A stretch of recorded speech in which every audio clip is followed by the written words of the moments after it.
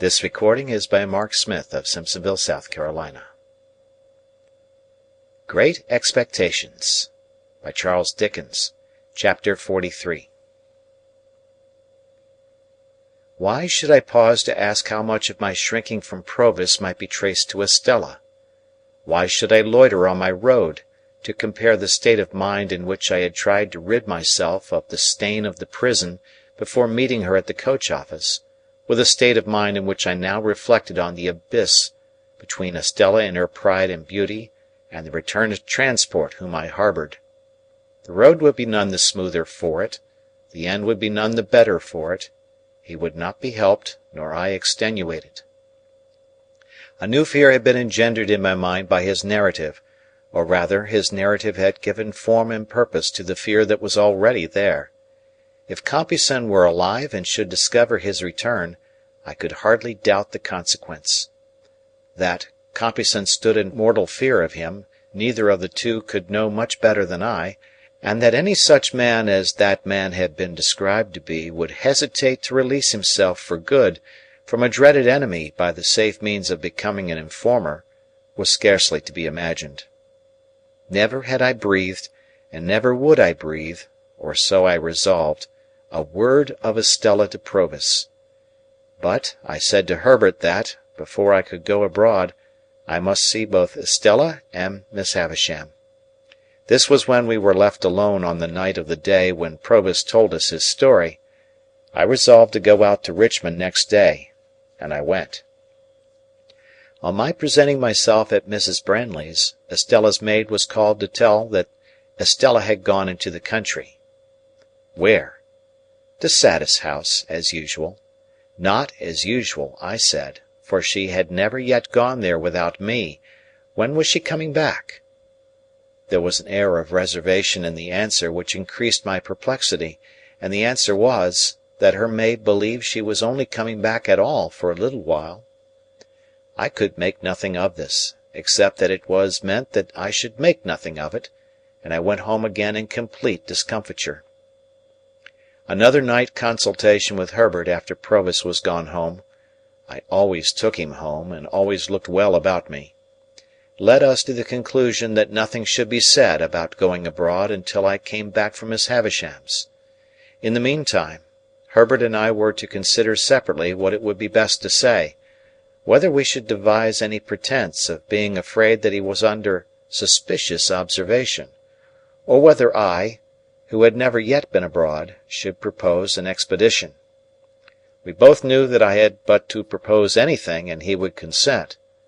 We agreed that his remaining many days in his present hazard was not to be thought of. Next day I had the meanness to feign that I was under a binding promise to go down to Joe, but I was capable of almost any meanness towards Joe or his name. Provis was to be strictly careful while I was gone, and Herbert was to take the charge of him that I had taken. I was to be absent only one night, and on my return the gratification of his impatience for my starting as a gentleman on a greater scale was to be begun. It occurred to me then, and as I afterwards found to Herbert also, that he might be best got away across the water on that pretence, as to make purchases or the like. Having thus cleared the way for my expedition to Miss Havisham's, I set off by the early morning coach before it was yet light, and was out on the open country road when the day came creeping on, halting and whimpering and shivering, and wrapped in patches of cloud and rags of mist, like a beggar. When we drove up to the Blue Boar after a drizzly ride, whom should I see come out under the gateway, toothpick in hand, to look at the coach, but Bentley Drummle. As he pretended not to see me, I pretended not to see him. It was a very lame pretence on both sides, the lamer because we both went into the coffee-room, where he had just finished his breakfast, and where I ordered mine. It was poisonous to me to see him in the town, for I very well knew why he had come there. Pretending to read a smeary newspaper long out of date, which had nothing half so legible in its local news as the foreign matter of coffee, pickles, fish sauces, gravy, melted butter, and wine with which it was sprinkled all over, as if it had taken the measles in a highly irregular form, I sat at my table while he stood before the fire. By degrees it became an enormous injury to me that he stood before the fire. And I got up, determined to have my share of it. I had to put my hand behind his legs for the poker when I went up to the fireplace to stir the fire, but still pretended not to know him. "Is this a cut?" said Mr. Drummle. "Oh," said I, poker in hand. "It's you, is it? How do you do? I was wondering who it was who kept the fire off." With that I poked tremendously, and having done so, planted myself side by side with Mr. Drummle, my shoulders squared and my back to the fire. "You have just come down," said Mr. Drummle, edging me a little away with his shoulder. "Yes," said I, edging him a little away with my shoulder. "Beastly place," said Drummle. "Your part of the country, I think?" "Yes," I assented.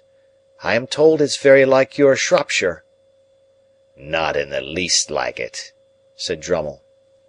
Here Mr. Drummle looked at his boots and I looked at mine, and then Mr. Drummle looked at my boots and I looked at his.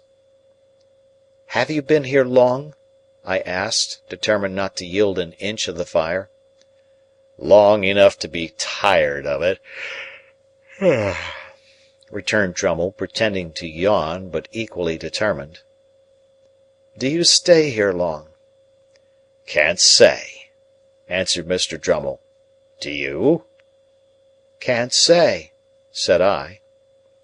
I felt here, through a tingling in my blood, that if Mr. Drummle's shoulder had claimed another hair's breadth of room, I should have jerked him into the window; equally, that if my own shoulder had urged a similar claim, Mr. Drummle would have jerked me into the nearest box.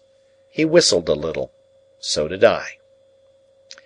"Large tract of marshes about here, I believe?" said Drummle. "Yes. What of that?" said I. Mr. Drummle looked at me and then at my boots, and said, "Ho!" and laughed. "Are you amused, Mr. Drummle?" "No," said he, "not particularly. I'm going out for a ride in the saddle. I mean to explore those marshes for amusement. Out-of-the-way villages there, they tell me. Curious little public-houses, and smithies, and that. Waiter!" "Yes, sir." "Is that horse of mine ready?" "Brought round to the door, sir." "I say. Look here, you sir. The lady won't ride to-day, the weather won't do." "Very good, sir." "And I don't dine because I'm going to dine at the lady's." "Very good, sir." Then Drummle glanced at me, with an insolent triumph on his great jowled face that cut me to the heart, dull as he was, and so exasperated me that I felt inclined to take him in my arms, as the robber in the story book is said to have taken the old lady, and seat him on the fire. One thing was manifest to both of us, and that was, that until relief came, neither of us could relinquish the fire. There we stood, well squared up before it, shoulder to shoulder and foot to foot, with our hands behind us, not budging an inch.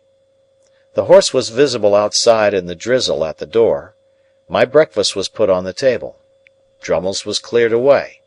The waiter invited me to begin. I nodded. We both stood our ground. "Have you been to the Grove since?"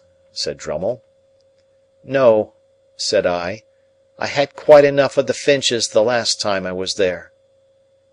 "Was that when we had a difference of opinion?" "Yes," I replied, very shortly. "Come, come. They let you off easily enough," sneered Drummle.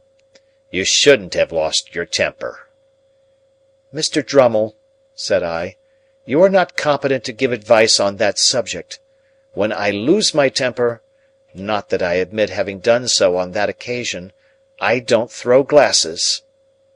"I do," said Drummle.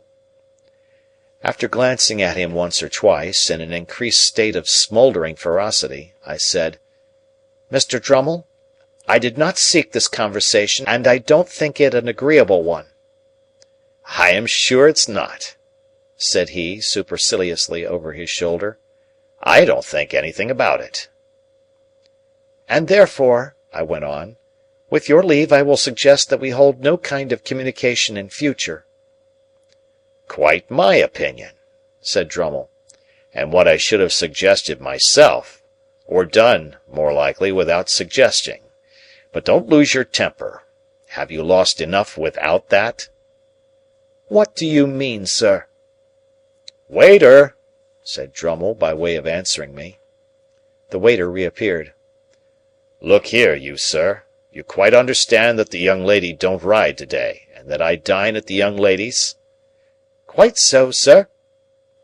When the waiter had felt my fast cooling teapot with the palm of his hand, and had looked imploringly at me, and had gone out, Drummle, careful not to move the shoulder next me, took a cigar from his pocket and bit the end off, but showed no sign of stirring.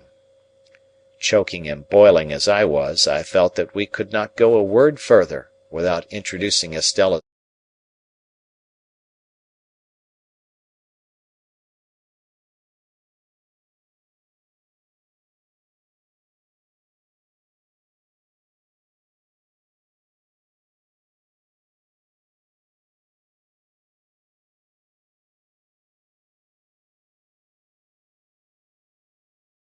name, which I could not endure to hear him utter, and therefore I looked stonily at the opposite wall, as if there were no one present, and forced myself to silence.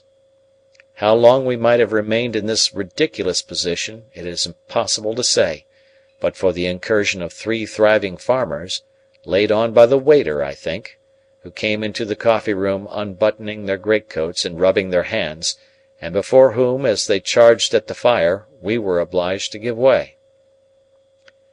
I saw him through the window, seizing his horse's mane, and mounting in his blundering brutal manner, and sidling and backing away. I thought he was gone, when he came back, asking for a light for the cigar in his mouth, which he had forgotten. A man in a dust-coloured dress appeared with what was wanted. I could not have said from where, whether from the inn-yard or the street or where not. And as Drummle leaned down from the saddle and lighted his cigar and laughed, with a jerk of his head towards the coffee-room windows, the slouching shoulders and ragged hair of this man whose back was toward me reminded me of Orlick. Too heavily out of sorts to care much at the time whether it were he or no, or after all to touch the breakfast, I washed the weather and the journey from my face and hands, and went out to the memorable old house that it would have been so much the better for me never to have entered, never to have seen. Chapter 44. In the room where the dressing-table stood, and where the wax candles burnt on the wall, I found Miss Havisham and Estella. Miss Havisham seated on a settee near the fire, and Estella on a cushion at her feet. Estella was knitting, and Miss Havisham was looking on. They both raised their eyes as I went in, and both saw an alteration in me. I derived that from the look they interchanged. "And what wind," said Miss Havisham, "blows you here, Pip?" Though she looked steadily at me, I saw that she was rather confused. Estella, pausing a moment in her knitting with her eyes upon me, and then going on, I fancied that I read in the action of her fingers, as plainly as if she had told me in the dumb alphabet, that she perceived I had discovered my real benefactor. "Miss Havisham," said I went to Richmond yesterday to speak to Estella, and finding that same wind had blown her here, I followed." Miss Havisham motioning to me for the 3rd or 4th time to sit down, I took the chair by the dressing-table, which I had often seen her occupy. With all that ruin at my feet and about me, it seemed a natural place for me that day. "What I had to say to Estella, Miss Havisham, I will say before you, presently, in a few moments. It will not surprise you. It will not displease you. I am as unhappy as you can ever have meant me to be." Miss Havisham continued to look steadily at me. I could see in the action of Estella's fingers as they worked that she attended to what I said, but she did not look up. I have found out who my patron is. It is not a fortunate discovery, and it is not likely ever to enrich me in reputation, station, fortune, or anything. There are reasons why I must say no more of that. It is not my secret, but another's." As I was silent for a while, looking at Estella and considering how to go on, Miss Havisham repeated, "It is not your secret, but another's? Well?" "When you first caused me to be brought here, Miss Havisham, when I belonged to the village over yonder, that I wish I had never left, I suppose I did really come here, as any other chance boy might have come, as a kind of servant to gratify a want or a whim, and to be paid for it?" "Ay, Pip," replied Miss Havisham, steadily nodding her head, "you did." "And that Mr. Jaggers—" "Mr. Jaggers," said Miss Havisham, taking me up in a firm tone, "had nothing to do with it, and knew nothing of it. His being my lawyer, and his being the lawyer of your patron, is a coincidence. He holds the same relation towards numbers of people, and it might easily arise. Be that as it may, it did arise, and was not brought about by any one." Any one might have seen in her haggard face that there was no suppression or evasion so far. "But when I fell into the mistake I have so long remained in, at least you led me on?" said I. "Yes," she returned, again nodding steadily, "I let you go on." "Was that kind?" "Who am I?" cried Miss Havisham, striking her stick upon the floor and flashing into wrath so suddenly that Estella glanced up at her in surprise. "Who am I, for God's sake, that I should be kind?" It was a weak complaint to have made, and I had not meant to make it. I told her so, as she sat brooding after this outburst. "Well, well, well," she said. "What else?" "I was liberally paid for my old attendance here," I said, to soothe her, "in being apprenticed, and I have asked these questions only for my own information. What follows has another, and I hope more disinterested, purpose. In humouring my mistake, Miss Havisham, you punished, practised on, perhaps you will supply whatever term expresses your intention, without offence, your self-seeking relations?" "I did. Why, they would have it so. So would you. What has been my history, that I should be at the pains of entreating either them or you not to have it so? You made your own snares. I never made them." Waiting until she was quiet again, for this too flashed out of her in a wild and sudden way, I went on. "I have been thrown among one family of your relations, Miss Havisham, and have been constantly among them since I went to London. I know them to have been as honestly under my delusion as I myself, and I should be false and base if I did not tell you, whether it is acceptable to you or no, and whether you are inclined to give credence to it or not, that you deeply wrong both Mr. Matthew Pocket and his son Herbert, if you suppose them to be otherwise than generous, upright, open, and incapable of anything designing or mean." "They are your friends," said Miss Havisham. "They made themselves my friends," said I, "when they supposed me to have superseded them, and when Sarah Pocket, Miss Georgiana, and Mistress Camilla were not my friends, I think." This contrasting of them with the rest seemed, I was glad to see, to do them good with her. She looked at me keenly for a little while, and then said quietly, "What do you want for them?" "Only," said I, "that you would not confound them with the others. They may be of the same blood, but, believe me, they are not of the same nature." Still looking at me keenly, Miss Havisham repeated, "What do you want for them?" "I am not so cunning, you see," I said in answer, conscious that I reddened a little, "as that I could hide from you, even if I desired, that I do want something. Miss Havisham, if you would spare the money to do my friend Herbert a lasting service in life, but which from the nature of the case must be done without his knowledge, I could show you how." "Why must it be done without his knowledge?" she asked, settling her hands upon her stick, that she might regard me the more attentively. "Because," said I began the service myself, more than 2 years ago, without his knowledge, and I don't want to be betrayed. Why I fail in my ability to finish it, I cannot explain. It is part of the secret which is another's and not mine." She gradually withdrew her eyes from me, and turned them on the fire.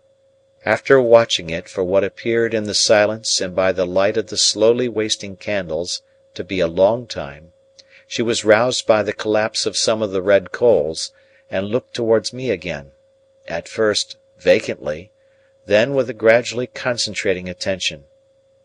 All this time Estella knitted on.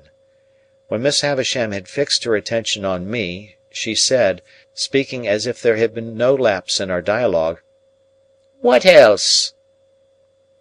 "Estella," said I, turning to her now, and trying to command my trembling voice, "you know I love you. You know that I have loved you long and dearly." She raised her eyes to my face, on being thus addressed, and her fingers plied their work, and she looked at me with an unmoved countenance.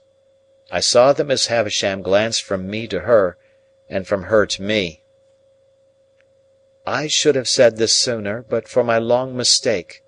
It induced me to hope that Miss Havisham meant us for one another. While I thought you could not help yourself, as it were, I refrained from saying it, but I must say it now." Preserving her unmoved countenance, and with her fingers still going, Estella shook her head. "I know," said I, in answer to that action, "I know.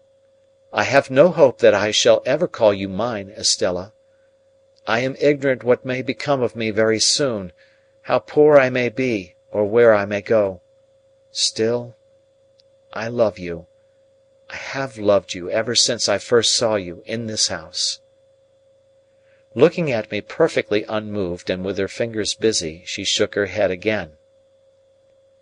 "It would have been cruel in Miss Havisham, horribly cruel, to practise on the susceptibility of a poor boy, and to torture me through all these years with a vain hope and an idle pursuit, if she had reflected on the gravity of what she did. But I think she did not. I think that, in the endurance of her own trial, she forgot mine, Estella." I saw Miss Havisham put her hand to her heart and hold it there, as she sat looking by turns at Estella and at me. "It seems," said Estella very calmly, "that there are sentiments, fancies, I don't know how to call them, which I am not able to comprehend. When you say you love me, I know what you mean, as a form of words, but nothing more. You address nothing in my breast. You touch nothing there. I don't care for what you say at all. I have tried to warn you of this, now, have I not?" I said, in a miserable manner, "Yes." "Yes, but you would not be warned, for you thought I did not mean it.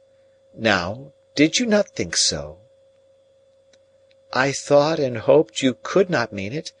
You, so young, untried, and beautiful, Estella. Surely it is not in nature." "It is in my nature," she returned. And then she added, with a stress upon the words, "It is in the nature formed within me. I make a great difference between you and all other people when I say so much. I can do no more." "Is it not true," said I, "that Bentley Drummle is in town here and pursuing you?" "It is quite true," she replied, referring to him with the indifference of utter contempt. "That you encourage him and ride out with him, and that he dines with you this very day?" She seemed a little surprised that I should know it, but again replied, "Quite true." You cannot love him, Estella!" Her fingers stopped for the first time as she retorted rather angrily, "What have I told you? Do you still think, in spite of it, that I do not mean what I say?" "You would never marry him, Estella?" She looked towards Miss Havisham, and considered for a moment with her work in her hands. Then she said, "Why not tell you the truth? I am going to be married to him." I dropped my face into my hands, but was able to control myself better than I could have expected, considering what agony it gave me to hear her say those words. When I raised my face again, there was such a ghastly look upon Miss Havisham's that it impressed me, even in my passionate hurry and grief. "Estella, dearest Estella, do not let Miss Havisham lead you into this fatal step. Put me aside for ever. You have done so, I well know, but bestow yourself on some worthier person than Drummle. Miss Havisham gives you to him as the greatest slight and injury that could be done to the many far better men who admire you, and to the few who truly love you. Among those few there may be one who loves you even as dearly, though he has not loved you as long, as I. Take him, and I can bear it better for your sake." My earnestness awoke a wonder in her that seemed as if it would have been touched with compassion, if she could have rendered me at all intelligible to her own mind. "I am going," she said again in a gentler voice, "to be married to him. The preparations for my marriage are making, and I shall be married soon. Why do you injuriously introduce the name of my mother by adoption? It is my own act." "Your own act, Estella, to fling yourself away upon a brute?" "On whom should I fling myself away?" she retorted, with a smile. "Should I fling myself away upon the man who would the soonest feel, if people do feel such things, that I took nothing to him? There, it is done. I shall do well enough, and so will my husband. As to leading me into what you call this fatal step, Miss Havisham would have had me wait, and not marry yet, but I am tired of the life I have led, which has very few charms for me, and I am willing enough to change it. Say no more, we shall never understand each other." "Such a mean brute! Such a stupid brute!" I urged in despair. "Don't be afraid of my being a blessing to him," said Estella. "I shall not be that. Come, here is my hand. Do we part on this, you visionary boy, or man?" "Oh, Estella!" I answered, as my bitter tears fell fast on her hand, do what I would to restrain them. "Even if I remained in England and could hold my head up with the rest, how could I see you Drummle's wife?" "Nonsense," she returned. "Nonsense. This will pass in no time." "Never, Estella." "You will get me out of your thoughts in a week." "Out of my thoughts! You are part of my existence, part of myself. You have been in every line I have ever read since I first came here, the rough common boy whose poor heart you wounded even then. You have been in every prospect I have ever seen since, on the river, on the sails of the ships, on the marshes, in the clouds, in the light, in the darkness, in the wind, in the woods, in the sea, in the streets. You have been the embodiment of every graceful fancy that my mind has ever become acquainted with. The stones of which the strongest London buildings are made are not more real, or more impossible to be displaced by your hands, than your presence and influence have been to me, there and everywhere, and will be. Estella, to the last hour of my life you cannot choose but remain part of my character, part of the little good in me, part of the evil. But in this separation I associate you only with the good, and I will faithfully hold you to that always, for you must have done me far more good than harm, let me feel now what sharp distress I may. Oh, God bless you! God forgive you!" In what ecstasy of unhappiness I got these broken words out of myself, I don't know. The rhapsody welled up within me, like blood from an inward wound, and gushed out. I held her hand to my lips some lingering moments, and so I left her. But ever afterwards I remembered, and soon afterwards with stronger reason, that while Estella looked at me merely with incredulous wonder, the spectral figure of Miss Havisham, her hand still covering her heart, seemed all resolved into a ghastly stare of pity and remorse. All done, all gone. So much was done and gone that when I went out at the gate, the light of the day seemed of a darker colour than when I went in. For a while I hid myself among some lanes and bypaths, and then struck off to walk all the way to London.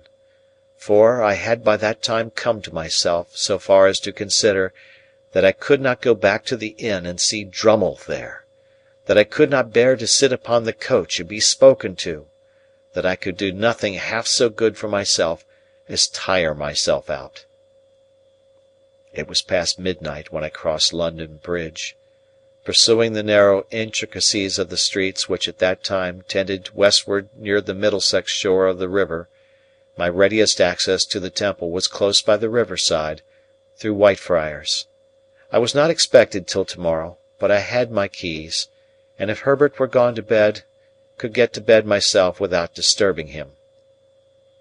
As it seldom happened that I came in at that Whitefriars gate after the Temple was closed, and as I was very muddy and weary, I did not take it ill that the night porter examined me with much attention as he held the gate a little way open for me to pass in. To help his memory, I mentioned my name. "I was not quite sure, sir, but I thought so. Here's a note, sir. The messenger that brought it said you would be so good as read it by my lantern." Much surprised by the request, I took the note. It was directed to Philip Pip, Esquire, and on the top of the superscription were the words, "Please read this here." I opened it, the watchman holding up his light, and read inside, in Wemmick's writing, "Don't go home." End of chapter. Chapter 45. Turning from the Temple Gate as soon as I had read the warning, I made the best of my way to Fleet Street, and there got a late hackney chariot, and drove to the Hummans in Covent Garden. In those times a bed was always to be got there at any hour of the night, and the chamberlain, letting me in at his ready wicket, lighted the candle next in order on his shelf, and showed me straight into the bedroom next in order on his list. It was a sort of vault on the ground floor at the back, with a despotic monster of a four-post bedstead in it, straddling over the whole place, putting one of his arbitrary legs into the fireplace and another into the doorway, and squeezing the wretched little washing-stand in quite a divinely righteous manner.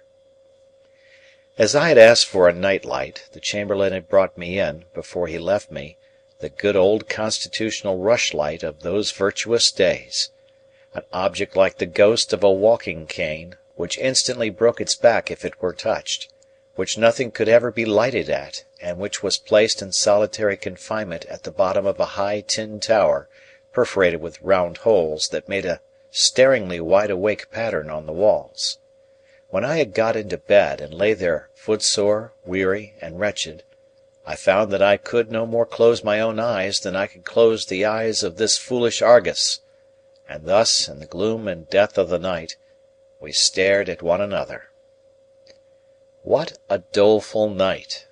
How anxious, how dismal, how long! There was an inhospitable smell in the room, of cold soot and hot dust, and, as I looked up into the corners of the tester over my head, I thought what a number of blue-bottle flies from the butcher's, and earwigs from the market, and grubs from the country, must be holding on up there, lying by for next summer. This led me to speculate whether any of them ever tumbled down, and then I fancied that I felt light falls on my face, a disagreeable turn of thought, suggesting other and more objectionable approaches up my back. When I had lain awake a little while, these extraordinary voices with which silence teems began to make themselves audible. The closet whispered, the fireplace sighed, the little washing stand ticked, and one guitar string played occasionally in the chest of drawers. At about the same time the eyes on the wall acquired a new expression, and in every one of those staring rounds I saw written, "Don't go home." Whatever night fancies and night noises crowded on me, they never warded off this "Don't go home." It plated itself into whatever I thought of, as a bodily pain would have done. Not long before, I had read in the newspapers how a gentleman unknown had come to the Hummans in the night, and had gone to bed, and had destroyed himself, and had been found in the morning weltering in blood. It came into my head that he must have occupied this very vault of mine, and I got out of bed to assure myself that there were no red marks about, then opened the door to look out into the passages, and cheer myself with the companionship of a distant light, near which I knew the chamberlain to be dozing. But all this time, why I was not to go home, and what had happened at home, and when I should go home, and whether Provis was safe at home, were questions occupying my mind so busily that one might have supposed there could be no more room in it for any other theme. Even when I thought of Estella and how we had parted that day for ever, and when I recalled all the circumstances of our parting, and all her looks and tones, and the action of her fingers while she knitted, even then I was pursuing, here and there and everywhere, the caution, "Don't go home." When at last I dozed, in sheer exhaustion of mind and body, it became a vast shadowy verb which I had to conjugate. Imperative mood, present tense. Do not thou go home. Let him not go home.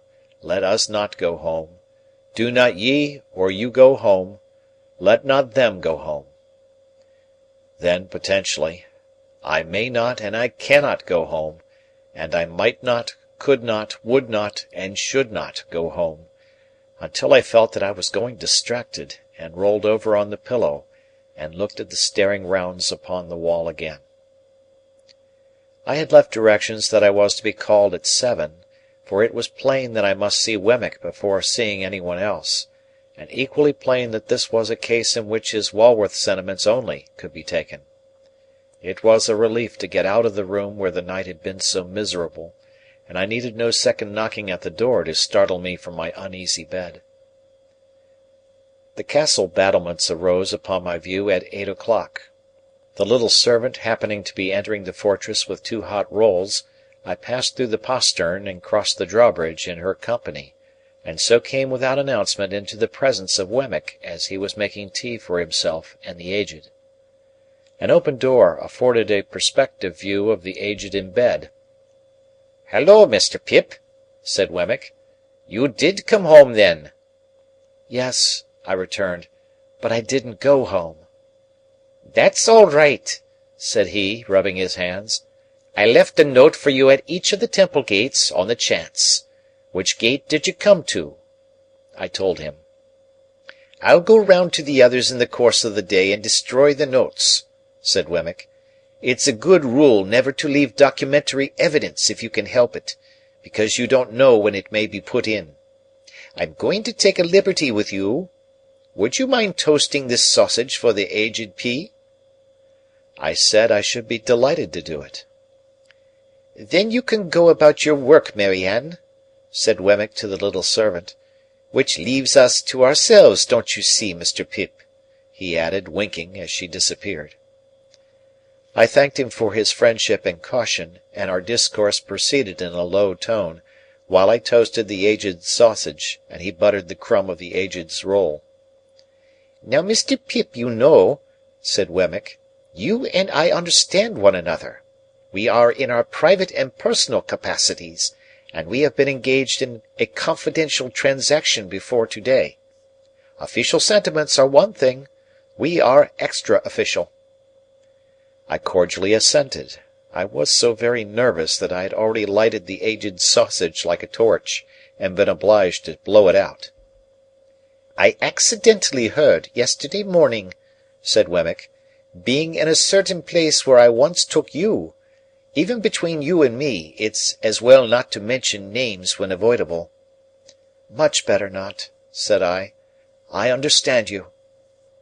"I heard there by chance yesterday morning," said Wemmick, "that a certain person not altogether of uncolonial pursuits, and not unpossessed of portable property, I don't know who it may really be, we won't name this person."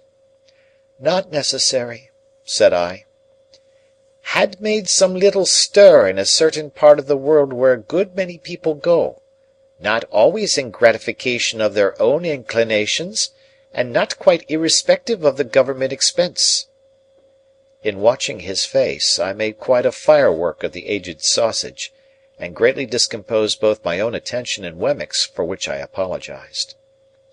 "By disappearing from such place, and being no more heard of thereabouts. From which," said Wemmick, "conjectures had been raised and theories formed. I also heard that you at your chambers in Garden Court, Temple, had been watched, and might be watched again." "By whom?" said I. "I wouldn't go into that," said Wemmick, evasively. "It might clash with official responsibilities. I heard it, as I have in my time heard other curious things in the same place. I don't tell it you on information received. I heard it." He took the toasting fork and sausage from me as he spoke, and set forth the Aged's breakfast neatly on a little tray. Previous to placing it before him, he went into the Aged's room with a clean white cloth, and tied the same under the old gentleman's chin, and propped him up, and put his nightcap on one side, and gave him quite a rakish air. Then he placed his breakfast before him with great care, and said, "All right, ain't you, Aged P.?" To which the cheerful Aged replied, "All right, John, my boy, all right." As there seemed to be a tacit understanding that the Aged was not in a presentable state, and was therefore to be considered invisible, I made a pretence of being in complete ignorance of these proceedings. "This watching of me at my chambers, which I have once had reason to suspect," I said to Wemmick when he came back, "is inseparable from the person to whom you have adverted, is it?" Wemmick looked very serious. "I couldn't undertake to say that, of my own knowledge. I mean, I couldn't undertake to say it was at first. But it either is, or it will be, or it's in great danger of being." As I saw that he was restrained by fealty to Little Britain from saying as much as he could, and as I knew with thankfulness to him how far out of his way he went to say what he did, I could not press him. But I told him, after a little meditation over the fire, that I would like to ask him a question, subject to his answering or not answering as he deemed right, and sure that his course would be right. He paused in his breakfast, and crossing his arms and pinching his shirt sleeves (his notion of indoor comfort was to sit without any coat), he nodded to me once to put my question. "You have heard of a man of bad character, whose true name is Compeyson?" He answered with one other nod. "Is he living?" One other nod. "Is he in London?" He gave me one other nod, compressed the post-office exceedingly, gave me one last nod, and went on with his breakfast. "Now," said Wemmick, "questioning being over," which he emphasized and repeated for my guidance, "I come to what I did, after hearing what I heard. I went to Garden Court to find you. Not finding you, I went to Clarriker's to find Mr. Herbert." "And him you found?" said I, with great anxiety. "And him I found. Without mentioning any names, or going into any details, I gave him to understand that if he was aware of anybody, Tom, Jack, or Richard, being about the chambers, or about the immediate neighbourhood, he had better get Tom, Jack, or Richard out of the way while you were out of the way." "He would be greatly puzzled what to do?" He was puzzled what to do, not the less because I gave him my opinion that it was not safe to try to get Tom, Jack, or Richard too far out of the way at present. Mr. Pip, I'll tell you something. Under existing circumstances there is no place like a great city when you are once in it. Don't break cover too soon. Lie close. Wait till things slacken before you try the open, even for foreign air." I thanked him for his valuable advice, and asked him what Herbert had done. "Mr. Herbert," said Wemmick, "after being all of a heap for half an hour, struck out a plan. He motioned to me as a secret that he is courting a young lady who has, as no doubt you are aware, a bedridden pa, which pa, having been in the purser line of life, lies abed in a bow window where he can see the ships sail up and down the river. You are acquainted with the young lady, most probably?" "Not personally," said I. The truth was, that she had objected to me as an expensive companion who did Herbert no good, and that, when Herbert had first proposed to present me to her, she had received the proposal with such very moderate warmth, that Herbert had felt himself obliged to confine the state of the case to me, with a view to the lapse of a little time before I made her acquaintance. When I had begun to advance Herbert's prospects by stealth, I had been able to bear this with cheerful philosophy. He and his affianced, for their part, had naturally not been very anxious to introduce a third person into their interviews, and thus, although I was assured that I had risen in Clara's esteem, and though the young lady and I had long regularly interchanged messages and remembrances by Herbert, I had never seen her. However, I did not trouble Wemmick with these particulars. "The house with the bow window," said Wemmick, "being by the river side, down the pool there between Limehouse and Greenwich, and being kept, it seems, by a very respectable widow who has a furnished upper floor to let. Mr. Herbert put it to me.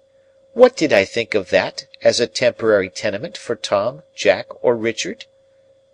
Now, I thought very well of it, for 3 reasons I'll give you. That is to say, firstly, it's altogether out of all your beats, and is well away from the usual heap of streets great and small. Secondly, without going near it yourself, you could always hear of the safety of Tom, Jack, or Richard, through Mr. Herbert. Thirdly, after a while, and when it might be prudent, if you should want to slip Tom, Jack, or Richard on board a foreign packet-boat, there he is, ready." Much comforted by these considerations, I thanked Wemmick again and again, and begged him to proceed. "Well, sir, Mr. Herbert threw himself into the business with a will, and by 9 o'clock last night he housed Tom, Jack, or Richard, whichever it may be, you and I don't want to know, quite successfully. At the old lodgings it was understood that he was summoned to Dover, and in fact he was taken down the Dover road and cornered out of it. Now, another great advantage of all this is, that it was done without you, and when, if any one was concerning himself about your movements, you must be known to be ever so many miles off and quite otherwise engaged. This diverts suspicion and confuses it, and for the same reason I recommended that, even if you came back last night, you should not go home. It brings in more confusion, and you want confusion." Wemmick, having finished his breakfast, here looked at his watch and began to get his coat on. "And now, Mr. Pip," said he, with his hands still in the sleeves, "I have probably done the most I can do, but if I can ever do more, from a Walworth point of view, and in a strictly private and personal capacity, I shall be glad to do it. Here's the address. There can be no harm in your going here to-night, and seeing for yourself that all is well with Tom, Jack, or Richard, before you go home, which is another reason for your not going home last night. But, after you have gone home, don't go back here. You are very welcome, I am sure, Mr. Pip." His hands were now out of his sleeves, and I was shaking them. And let me finally impress one important point upon you." He laid his hands upon my shoulders, and added in a solemn whisper, "Avail yourself of this evening to lay hold of his portable property. You don't know what may happen to him. Don't let anything happen to the portable property." Quite despairing of making my mind clear to Wemmick on this point, I forbore to try. "Time's up," said Wemmick, "and I must be off. If you had nothing more pressing to do than to keep here till dark, that's what I should advise. You look very much worried, and it would do you good to have a perfectly quiet day with the Aged. He'll be up presently, and a little bit of—you remember the pig?" "Of course," said I. "Well, and a little bit of him. That sausage you toasted was his, and he was in all respects a first-rater. Do try him, if it is only for old acquaintance' sake. Good-bye, Aged Parent!" in a cheery shout. "All right, John, all right, my boy," piped the old man from within. I soon fell asleep before Wemmick's fire, and the Aged and I enjoyed one another's society by falling asleep before it more or less all day.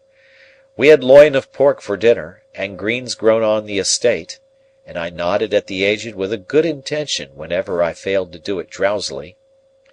When it was quite dark, I left the Aged preparing the fire for toast, and I inferred from the number of teacups, as well as from his glances at the two little doors in the wall, that Miss Skiffins was expected. Chapter